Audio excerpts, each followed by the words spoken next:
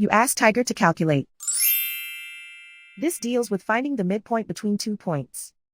The midpoint between the 2 points is 15.529. Let's solve it step by step. Plot the 2 points and calculate the midpoint using the formula. The coordinates of point 1 are x1 equals 88, y1 equals 60. The coordinates of point 2 are x2 equals negative 57, y2 equals negative 2. PM represents the midpoint of the 2 points.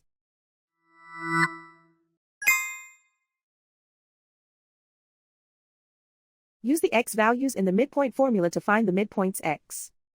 x1 equals 88. x2 equals negative 57. Simplify the arithmetic.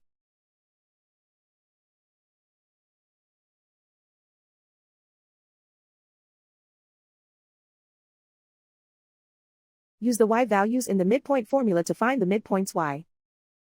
y1 equals 60.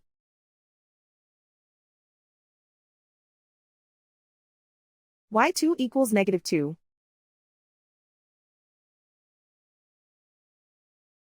Simplify the arithmetic.